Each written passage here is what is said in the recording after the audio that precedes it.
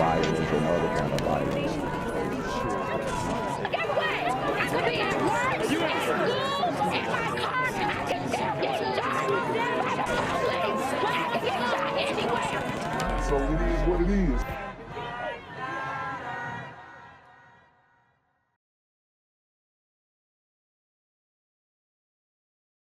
What's good, YouTube? It's the Black Gen Z Mindset. Make sure you go ahead and like, comment, share, subscribe, and let's get into the video. Christian Unity Baptist Church on Conti Street is working together to walk the streets where this violence is happening because they say engaging the community is a big part of finding the solution to the problem. And many of the people taking that initiative have personally felt the effects of that violence themselves.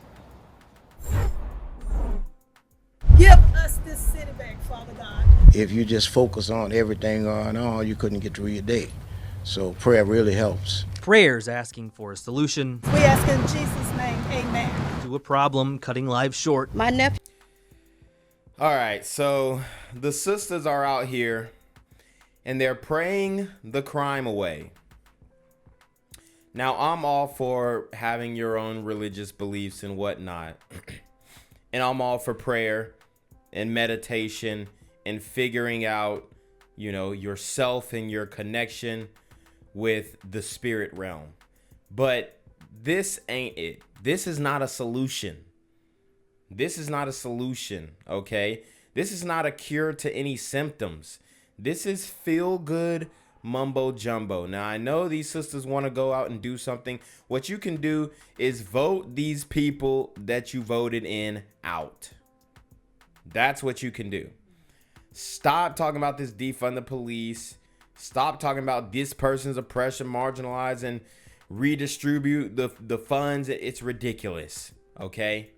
It's ridiculous. He was killed in 2003 in New Orleans East. I had a son that was shot and killed. Sent up by the people who have felt the loss. According to stats from the New Orleans City Council, the city of New Orleans is on track to have the most murders per 100,000 people in the entire United States.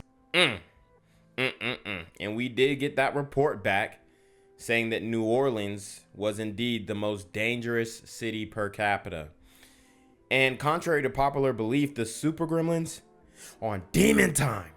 They gloat in that, like they like being, like they gonna brag about that in the hood. They gonna brag about that. Like they gonna be like, yo, you know, we the most dangerous. Let's keep it dangerous. Stay dangerous is what they say as a greeting and as a farewell. So it's gonna get worse before it gets better. It's in 2022. It's not survival of the fittest. It's that we all can survive. But this group at Christian Unity Baptist Church isn't waiting on solutions from police or politicians. They're hitting the streets themselves. You know, like I said, I get that they're doing this in good faith, no pun intended. But this is not going to solve anything. Right now, if these, like, the super gremlins would mow every single one of y'all down and not think twice. And that's real talk. Unfortunately, that's how it is in the community. I'm telling you, these super gremlins are on demon time. And praying in the places they live for a solution and trying to start conversation with neighbors. Innocent people are being hurt, you know, for no reason. I don't know who they were shooting at or what they were shooting at, but, you know, we were the victims. Paula and Ronald Mott are some of the prayer walkers asking for that solution after violence struck too close to home. We found bullets all over the living room, one right by the chair where I was just sitting. They found these bullets in their home, some hitting a chair in their living room, another going through the headrest in the driver's seat of their car. A symbol of the problem they're hoping is solved with help from above. We had violence in our own neighborhood. A bullet landed about 3 or 4 feet from where she would have been sitting. I have shell casings. I have some of the bullets that I picked up from in my house. We feel like we were blessed by God even before this prayer walk. Blessing they're working to spread through the city, through smiles and tears, one step at a time. Everywhere you give the soles of our feet, wherever we tread, you've given unto us. I'm also told this movement is expanding beyond just New Orleans. Other part of the state and across the country are taking part. I'm told people in Baton Rouge, as well as Atlanta, Georgia, and even as far as Maryland are taking a part in this movement. If you want to learn more about it and possibly join, you can learn how to do that at WDSU.com. For now, reporting live downtown, Eli Brandt, WDSU News. First tonight, dangerous teens facing serious charges are back in Louisiana, kicked out of the juvenile jail they were being housed in another state. No longer. So I did the story on the juveniles who were sent to Alabama from New Orleans. And Alabama, the juvenile centers in Alabama, they said, hey, you got to take these super gremlins back. We can't have them. They are infecting the inmates that we have here. Okay, they are infecting the kids that we are trying to rehabilitate. They can't handle them New Orleans boys. They are on a whole nother level. Okay, they're on a whole nother level in New Orleans, bro. Longer welcome after trying to lead an overthrow of the place, much like what was happening already in Louisiana. The investigative unit, Chris Nakamoto, here with more shocking new details. Sylvia, the state of Louisiana was told to come pick up 14 of their juveniles Thursday after they caused an all-out riot at the facility this week. One of those teens, a 14-year-old, was being held in Alabama on murder charges. After an emergency meeting with the judge, that teen is back in Louisiana tonight. It was on a chilly January night this year that 17-year-old Tremone McGinnis lost his life in Plaquemine. Investigators quickly arrested a 14-year-old and charged him with the execution-style killing. Almost immediately, there was a problem. We have no facility between us and the state of Alabama to house him. So the 14-year-old was brought to Alabama, but after a brief 6-month stint there, he along with 14 others wore out their welcome. Yesterday we were notified by the facility that we use to house some juvenile offenders in Alabama that we needed to come pick up our kids and bring them back. And basically we were told that there was some sort of a riot that happened there, and the Louisiana kids, not just from the 18th JDC or West Baton Rouge, Point Capee and Plaquemine, all of the Louisiana kids were involved in some sort of a riot and essentially were trashing the place. Wow. I mean, the prisons can't even hold them. Guys. And y'all don't think that these dudes should be charged as adults? If they tried to pull that stuff in an adult prison, it would get shut down real quick. Because a lot of dudes like who've been doing a lot of time in prison, they done seen it all, done it all. And they're not willing to take those risks because they're comfortable. You got lifers in prison. They're like, look, man, I want the status quo. I want to be able to get my little commissary here and there, and I don't want to miss my, you got some dudes who like Reese's, some dudes who like Twist, Three Musketeers, Rice Krispies. Like, they don't want to ruin their, whatever personal satisfaction they get, whatever perks that they get in the prison for being there so long. So they're not just going to let some newcomer start a whole riot. But a lot of these young kids, they're more impressionable. So, yeah, I mean, they got to go to adult prison now. That's what I think the solution is. State of Louisiana paying the state of Alabama hundreds of dollars per day per juvenile to house those kids. But tonight, Alabama no longer wants Louisiana's money. Essentially, they told us our kids are too bad to be housed there, too bad for jail. And our hands are tied behind our back. We don't know what to do. District Attorney Tony Clayton says, yet again, this problem highlights the enormity of the situation between troubled teens and the lack of a place to house them. A set of failures by the state allowing this to happen. Clayton saying the amount of escapes and the lack of control at the Office of Juvenile Justice Facilities in Louisiana shows something needs to change. I'm beginning to think that OJJ stands for, oh, it's just a joke, the way that they handle these juveniles in the state. So it's time for them to be held accountable for their job. Clayton and we're no longer in a space where we hold the super gremlins accountable. Why don't you just hold those individuals accountable who are doing that? Okay? Send them to an adult prison. That's literally it. That's the solution. And others are pleading for lawmakers to take action. Out of the 14 juveniles that had to be picked up from Alabama, 2 were from Clayton's jurisdiction. 1 was released on an ankle monitor, and the 14-year-old accused of murder was sent to the Baton Rouge Juvenile Jail, a facility that has its own problems. The WBRZ investigative unit logging escapes and riots there too. Come on, legislature, they got a lot of money. They've been bragging about how much money they got. Give us some money. West Baton Rouge, Pointe-Coupee, Iberville, Assumption, and Ascension, we don't have a facility to house our juveniles. Pre-adjudication. Once they're adjudicated, they're wards of the state. But prior to that, they belong to us and we have to do something with it. Until something changes, Clayton says his plan might get the state to finally hear their pleas. Look, Judge, next time send them to OJJ's office in Baton Rouge. Let them sit them on the steps there and leave them. I mean, it's their job to do something with these kids and the housing. We are in a crisis with this. We're told all of the kids who were housed in Alabama are considered violent offenders, too dangerous to be released back to their families. But with no other options, 1 in our jurisdiction was cut loose on an ankle monitor. Sylvia? I'm here on the corner of MLK and Frederick Douglass, where a shooting just took place. And as you can see, it's a pretty rough area. So I'm basically risking my life reporting on this madness. So make sure you do me a favor and hit the subscribe button. Like the video, hell, share the video. And make sure you go ahead and leave a comment down in the comments section to continue the discussion on how we can find solutions to all this son violence in the streets. I'm Jenquavius Jackson, here live, reporting from Atlanta, Georgia, BGZM News 17. Leaders on a tipping point, and analysts say city leaders aren't acknowledging it. The city is on pace to have the highest per capita murder rate of any city in this country. David Jones breaks down those numbers.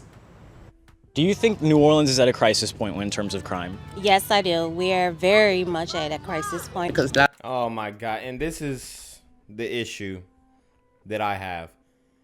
I guarantee all these sisters voted for LaToya Cantrell. You know, I guarantee they all voted for the DA, Jason Williams. You guys voted for this, man. It's what you asked for. And now they're upset. It's crazy, bruh. Now, oh, it's crime's a huge issue now. A lot of people's dying for no reason. This is a crisis. Everyone seems to be in agreement. Well, almost everyone. Would you classify crime in this city as a crisis? I would say that public safety is a priority and requires a holistic approach based on the incidents that you just spoke about, and that has been our way. There goes that word salad mumbo jumbo, talking around the question, not directly answering, a holistic approach and all this BS. We need to look at the root causes and this, that, and the third. Like, y'all had time to do all that. We know the causes. We know the issues. Now, what are we going to do about it? That's the point that we're at. Okay? And this is happening all over the country. But when you look, you know, with a fine-tooth comb, and you start looking at who is leading, you can tell there's just an utter amount of incompetence in the leadership. LaToya Cantrell not going so far as to label the crime wave New Orleans is experiencing right now a crisis. We see that the mayor and other city leaders don't really understand the magnitude of the problem. Dillard University political analyst Robert Collins says leaders may be hesitant to be associated with the term crisis because of its negative political connotations. The elected leaders in the city don't seem to have the same opinion that the majority of the citizens have in the city, as far as that the city is in crisis mode right now and that they should be taking the appropriate emergency actions. Data from AH Datalytics shows the city is on pace to be the murder capital of America in 2022. Current homicide rates show 72 per 100,000 residents, far higher than Birmingham, Baltimore, and St. Louis. We're on pace, if we keep this pace, to have the most murders since the 90s. That's not true. That's not true at all. Look, There she go, denying the numbers. These sisters hate facts, man. Get her out of here. And so, and this is something that the police, my superintendent spoke on yesterday. You can look at the pace now, but the pace is not the full year. Based on the looking at the data, even from month to month, week to week, you can see areas and signs of true progress based on the key arrests that the police officers have made. Wow. That's crazy. She doesn't want to address the problem. It's not going to get solved. But relative to our trends, no way, no way. Rafael Goyeneche of the Metropolitan Crime Commission says murders are on the rebound after bottoming out in 2019. Going back to 1995, the city saw 363 murders. If the streets were flooded with water to the extent that they're flooded with violent crime right now, we'd be moving heaven and earth to pump the water out. We've been ignoring the flood of violent crime for 2.5 years. We just put on some hip boots and are walking through it. Just using homicide year to date, we are trending higher this year than any year since the 1990s. Possibly so. I have not looked that far back. Now I won't say that. Not come on now. 1990s. We're looking at. He said he ain't look. Sean Ferguson talking around the issue. I mean, we got a brother, a sister. Can we get some Can we get some people who know what they're doing? Like these motherfuckers, excuse me, but they just can't do it, bro. 1990s, you had as many as 400 homicides. We're not trending that high. The pre-Katrina population of New Orleans in the 1990s was more than 100,000 residents higher. This data is going to be used against the city of New Orleans when New Orleans is trying to lure businesses to come here to open up shop. This is going to be used by other cities that are seeking conventions against the city of New Orleans. Goyeneche says the NOPD has dropped below 1,000 officers. As violent crime persists, he says the nature of it is different from the 90s. Many of those people aren't necessarily driven by the finances of committing violent crimes. They're being motivated by their status that they enjoy. Their group is not. See, y'all heard it. It's not about poverty. It's not about finances. It's about clout. It's about culture. All right? Dominant. We did reach out to NOPD for a statement. They referred us back to the chief's appearance at City Council. Last year, New Orleans saw its most homicides since 2004 with 218. Liz. That is hearing ahead of the tax fraud trial against New Orleans DA Jason Williams and his law partner was held in federal court today. And the defense attorney stood by what they told investigative reporter Mike Pearlstein earlier. They plan to go to trial as scheduled. Mike Magner, attorney for Williams co-defendant Nicole Burdett, along with Williams attorney Billy Gibbons, did not say much as they walked out of court today after the final pretrial conference. But they reiterated their public position that they are preparing to defend the 11 tax fraud counts in front of a jury. Well, here we're all ready for trial, going to trial. Ready for trial. All right, last chance before trial, nothing? Nothing today. Williams and Burdett are accused of inflating business deductions at Williams' law firm by more than $700,000. Woo! And this is the district attorney. Obviously, he lacks morals and ethics. Deducted 700 bands from his taxes unlawfully. I mean, I get tax cuts. Maybe if you're, buying real estate, you're depreciating that 27.5%. But you have to buy a lot of houses to depreciate $700,000. Williams, who was elected to the DA's office while under indictment, has repeatedly proclaimed his innocence, at one point calling the indictment politically motivated. The trial is scheduled for July 18th. You have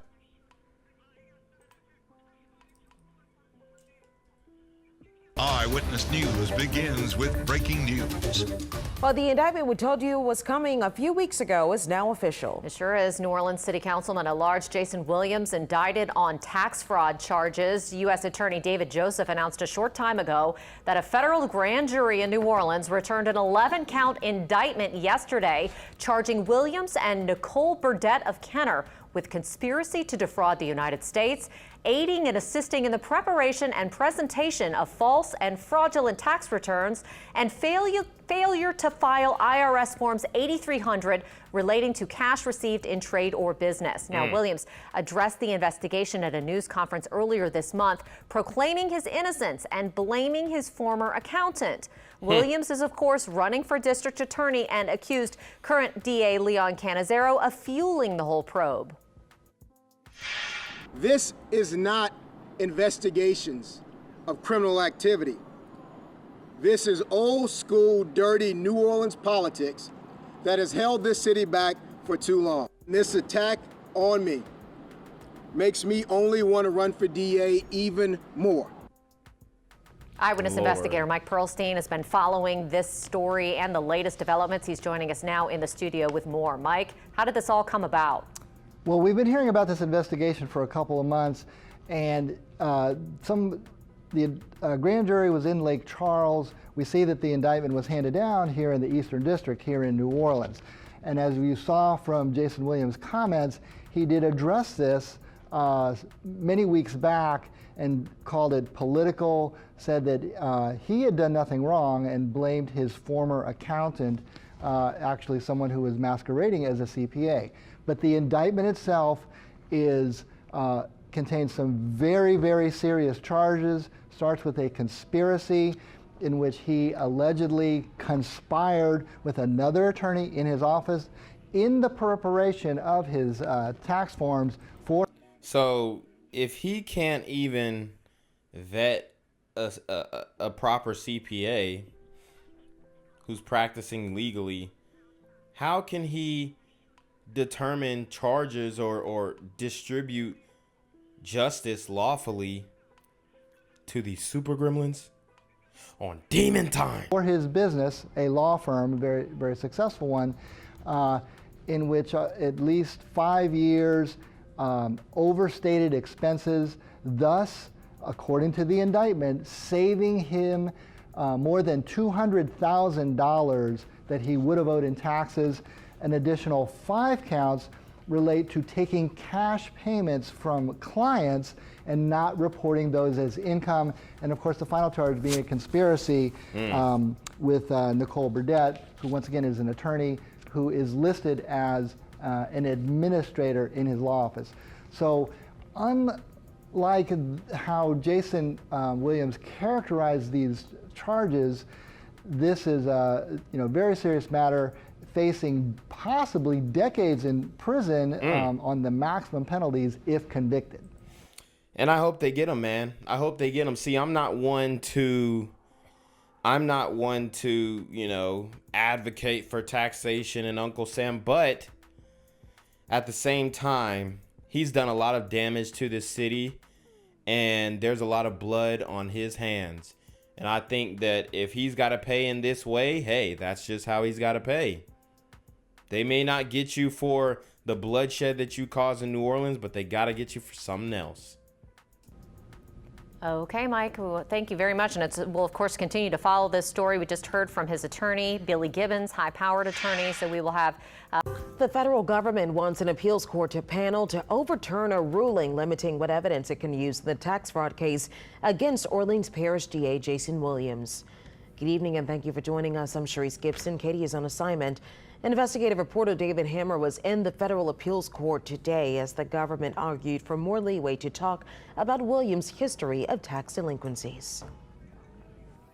Federal prosecutors allege Orleans Parish DA Jason Williams and his former law partner Nicole Burdett conspired to inflate business expenses to lower Williams' tax burden by $200,000 over 5 years, from 2013 to 2017.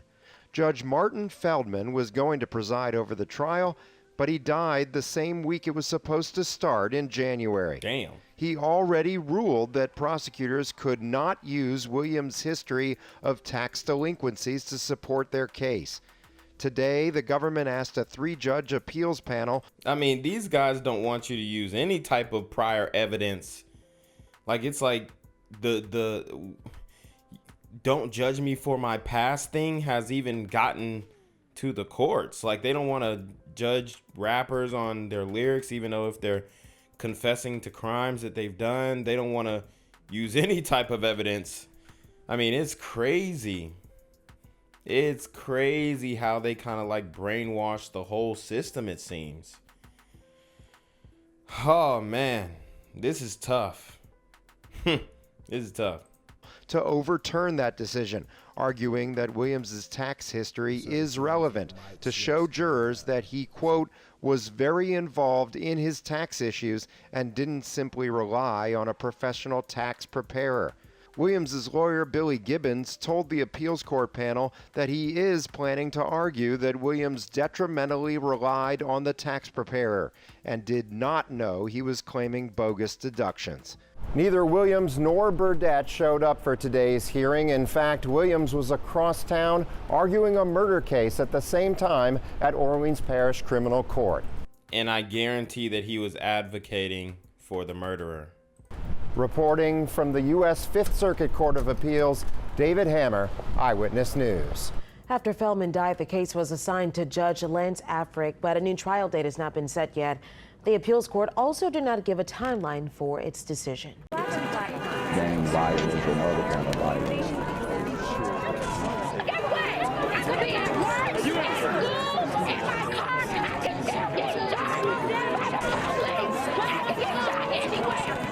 So it is what it is.